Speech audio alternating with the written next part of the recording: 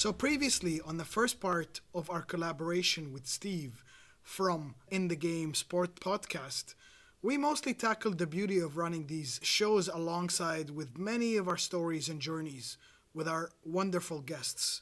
So, let's continue the real talk. You brought some stuff up which I would say the best part of my life, I never grasped. And I was probably a busy fool. I love using that word, busy fool. And I'm not afraid of that because we can all fall into that trap, but you've got to realize that you are a busy fool. And if you don't take those things in that you just said, where you're talking about structure, you're talking about strategy, you're talking about market research, you're talking about all those areas that are so tough, especially if you don't know about them. They're so tough to understand and comprehend that we tend to run in the opposite direction. So, and this is another way that I say, you're making a cake, but you want to go straight to icing it and making it look fancy and making sure that it's presentable, but you haven't even weighed the ingredients yet. So you haven't even got to that stage. So you've got to make the cake. You've got to get, as you said, you've got to get down there. You've got to get the cake mix. You've got to bake it. And there's so many different elements in that whole thing that you've got to do it step by step. Otherwise, it just doesn't work. It breaks down.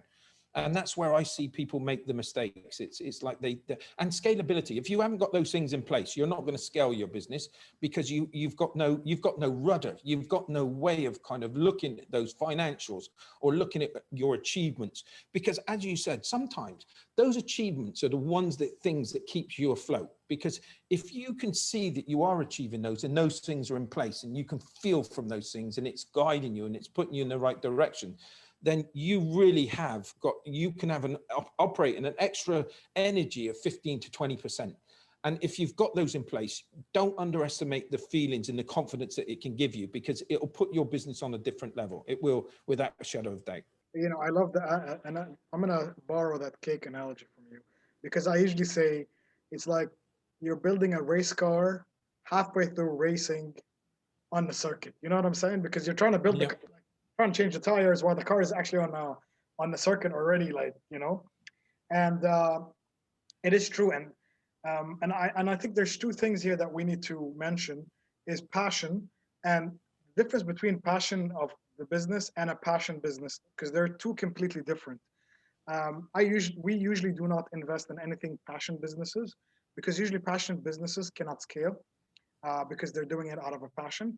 But having a passion to improve or disrupt is something I definitely invest in because they're trying to find out a way to crack a certain problem and to address a certain problem, right? And those are two different things that people, when people say passion, passion is super vague for me. And I'm telling you, like, if people are addicted or so passionate about their idea, they might be successful, but the business goes around them, but not around the business. There needs to be, what people don't know is like, I'm a serial entrepreneur. I've had three, acquisitions and stuff. A part of the journey is knowing when to let go and hire somebody else to take it from here to the next level. I hardly find, okay, yes, people will argue, oh, what about Mark Zuckerberg or whatever? But even he had people around him that took him from one level to another, right? So again, you can either find somebody or, I'm a builder, so I like to build things. So after a couple of years, I'll be more than happy to say, listen, the company's on its path right now. Let me hire somebody, put them there, or give them some equity, and then they can take it to the next level. And that's what I'm comfortable in. And people will criticize and they'll say stuff, but I generally don't care because this is how I want to do, and this is what I want to do.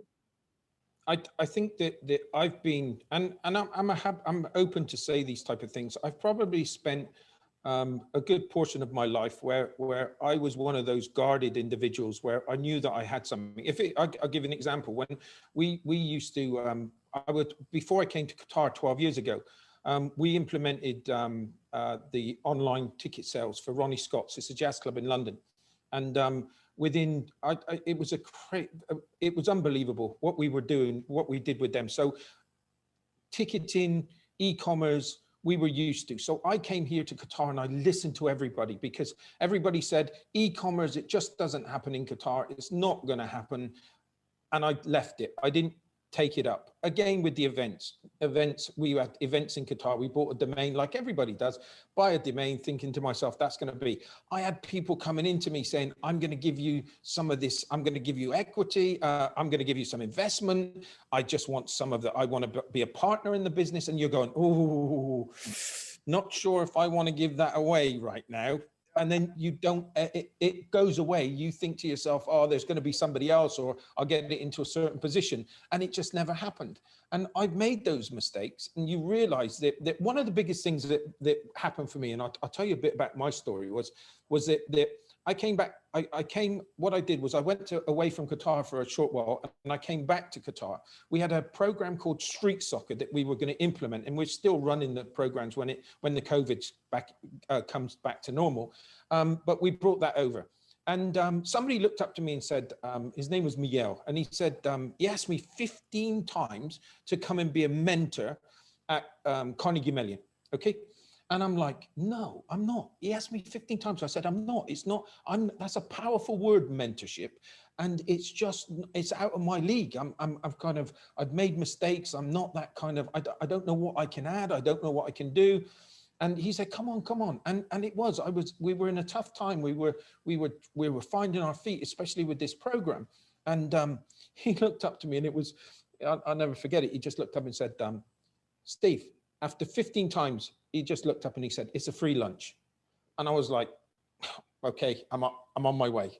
Okay. And I went to this thing and I sat down thinking to myself, please don't say anything, just have your lunch and do the bits and pieces, and then you can leave. I've never been to one of these things, and I was very intimidated, especially with some of the mentors that were there. I just felt intimidated. But I sat around one table, and there was just individuals that just needed to find a way. They needed to just experience and somebody to understand what they were going through or what they had to go through. And maybe the person sat next to them was going to be a part of their business in the future. And I just happened to just kind of click in, and I couldn't keep quiet anymore. I'd finished my meal and I said, okay, you need to speak to him. You need to come together. And it just went like that. It just came out naturally.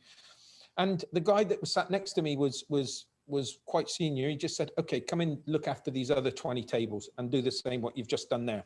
Okay. Now, the reason for this story was one of those tables, I've got my business partner now after 5 years, and he has assisted me in growing to a stage I didn't think I was ever going to achieve, and to a stage where our business has just boomed, absolutely boomed. And it's because of those things that he put into place, the market research, the making sure that the structure, that our goals, what did we want to achieve? What are we good? What's the structure going forward? What do we want to achieve? Where do we think we're going? And these are all things that I would have run away from. But I actually, after all this story, I found him. He was doing one of these startup weekends, and he was just doing it just to educate himself. And now he's the biggest part, and one of the biggest, well, I'd say the biggest part in our business. What he's doing and what he's implementing just gives us the backbone that you can have that passion. You can have that belief. You can feel good about yourself, but you've got somebody young, enthusiastic, showing the way, where you've got to sometimes you've got to rely on him, and then he relies on you. But it's such a wonderful experience when you get that magic. It is magic. It's just totally magic. That's one of our rules, actually, in any accelerator. We never invest in solo founders, is because we need people on a team, because there's so much to do in the beginning of any company that one person cannot really do it on himself. And B, you just said something very critical, is there's certain things you might even know how to do, but you don't want to do. And that's where the partners come in, and they fill in these holes in your blind spots, right? So when people address each other's blind spots is where you see serious growth. And this is something that I saw many, many times. Ironically, you want to hear something? My first very successful venture, there was 5 of us. We were 5 founders, but because it was such a big task, and we were able to raise quite a bit of money in the beginning too, before even putting anything on paper. And we sat down in a room and actually outlined exactly the boundaries of each. And I genuinely believe that meeting, there was a lot of kicking and screaming, let's be honest. But to this company today, having 2,200 employees, they have revenues, in the millions and stuff like that, because that actually helped understand what everybody's boundaries are, because we knew the time was so sensitive that, and we knew that in order to eliminate friction between the partners, everybody had to be set on a direct path or on a direct job description, and helped us. Like, there was minimal overlap between all of us. There was, every once in a while, each of us audited each other because we wanted to make sure that we're on the right path. But other than that, very independent, run with the things. And you know what? Today, there's only two founders out of the five left in the company, who I would say one is even not full time anymore. After 15 years, he is still the last man standing. But then again, it the company is running on auto cruise. There's nothing there other than if they want to add another couple of features on the product, but that's it. It's set and dandy, and everybody did their part to the maximum, and then that's how it happened. And I do believe partnerships and founders and founder relationships are the biggest part of any business success, in my honest opinion. Yeah, I agree with you. And there was one other point that you said, which subconsciously that you do is when the business is not you, the business is the business. And what you've got to do is you've got to step aside, because it's not all about you anymore when you are just a single person that you're running a business. It's not you kind of, and it's just basically you don't do it on purpose, but you then become to realize that it's not just you. You've got to it's irrelevant of you. You've got to make sure that business can grow, whether you're in it or you're not. And that's the success of a business, I believe. And I've only been taught that recently. And it was a hard lesson to learn, because you built something and you had something going for many years, and you've clicked a few things into place, and then all of a sudden the vehicle starts going forward at a pace you didn't comprehend. And it was because you put these things into place. I agree 100%. And this is something that we keep saying it over and over. Communication is super, super key. And this is something that people always forget. They forget that the communication is people say, yeah, the number one killer of any company or any startup is lack of market, like lack of product market fit, right? So, but I would say communication, because I've seen companies implode before even having a product, because either the founders weren't aligned, or the communication, or you had people that micromanage. Like, I knew in founders that micromanage other founders, equal partners, by the way. You know what I mean? Yep. And that needs to stop. That's not super healthy, and it's people need to understand that they need to divide and conquer, or else they would be conquered. So that's something that is key. I think it's just having like with me, I know that my business partner is phenomenal. Like I've never ever come, and I'm not going to even say his age, but I've never come across an operator like him. And I've seen some really great ones. I've seen some brilliant operators, but he can without a shadow of a doubt, his work ethic, his knowledge. He's definitely, because he is quite young. I'm sure he's been on this planet two, three times more than I have. That's for sure. Incredible talent. And it's you've just got to, again, with me, it's a matter of he's got no fear whatsoever. He wants to go on, and he wants to put all these things into place really nicely, so that everything it fits well. And then all he wants to do is make sure that there's an understanding about each role that everybody plays, and then do the best that you possibly can, and live on your reputation. And I think that's the exciting thing for me, because you're always questioning yourself. I've been in a fortunate position where I when I was in the door-to-door, especially, money was not an object for me. Money wasn't an object at all, and I don't want to be crass, but it was. I was one of the top 10% earners in the UK, without a shadow of a doubt. The money that we were pulling in. Okay, but again, you can be a busy fool, right? You cannot take advantage of that, and I think that's where this guy is he's just extremely good at what he does. And it's like, you know, that there's always now a purpose of whatever effort you put in, there's always a purpose of what is going to come out. And the more it may not come out for another 6 months, but those things that you put in place will you'll reap the rewards in 6 to 7 months, without a shadow of that. Whatever you're doing today will have a repercussion, whether it's 3 months, 4 months, it's always going to be down the line, but you will see that. You will see the rewards. It's he's an incredible young guy. He's just phenomenal. And it's where I was going with this. I'm sorry, I lost my track there. But it was with me, even though I was on this big money, I always questioned myself, could I have done better? Could I have pushed myself a little bit more? Did I earn that money? Or was it just a case of me kind of just filling in that check on a weekly basis? It was like, but the type of individuals that you want around you is that they're always going to question, can I do better? Is there something more that I can do? Is there more that is there more that I can do? Can I be more productive? And I think that drives me crazy more than anything else, not the growth, but making sure that you're doing the right things that's going to improve that business. That's what I would say. And you can see people in an instant, those people that have got that type of mentality. And you've just got to build on that. You've just got to get that work ethic right. And it's not saying that I've got that work ethic, but it's just that something inside of you that will just keep on pushing you forward. It's a magical feeling. It can drive you crazy sometimes, but I wouldn't want it any other way. I feel like you need to do a shout out for him, just because you really, he's like, you talked him up pretty well. So I like, no pressure. So. No, listen, he does things with his eyes shut. I tell you honestly, I'm shouting about him. Look, the one thing that I would say is that we've both got our strengths without a shadow of a doubt.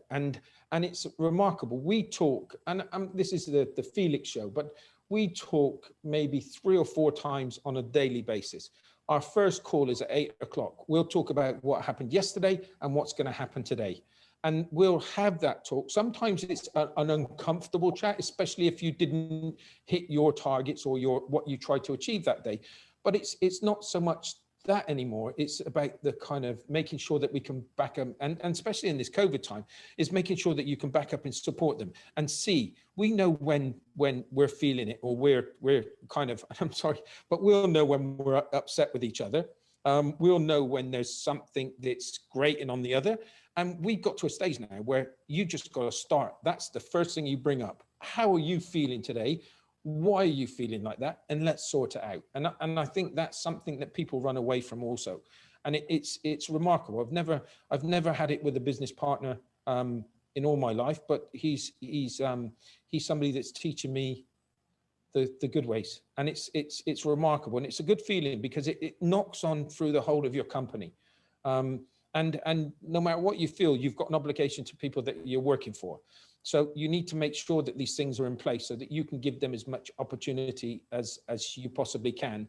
And putting all these things into place really helps that. It really, and employees can see that. Well, we're coming up to the end of the show, but I ask all of my guests this question, and I'm going to ask you the same question. And we're talking. So, what superhero would you like to mimic? Or if you pick a superpower, what would that be? I thought long and hard about, although you're just asking me, but I've watched some of your shows, so I knew that it was one of the questions that you were coming up, and I couldn't think of one at first. And then I come up with Charles Xavier. Is it Xavier? The one from X-Men, the man in the wheelchair that looks after, supports, understanding, empathy, caring, discipline. He's all that type. He's yeah, that's the one that I would like to be. Nice. So okay. Well, actually, it's very relevant on what we spoke about today. Honestly, the whole empathy, the whole, mentorship, the whole people come to me. So, very well picked, I have to say, Steve. Nicely done. And I'm going to leave the floor to you for the last remarks before we close off the show. Is there anything you would like to tell my audience or your audience as well? I think it's I don't care what stage you're at. Okay, the only things that the one thing I would say, always believe. If you believe that's the strongest thing that you can have, don't let that, just make sure that you just keep that belief, keep that fire going.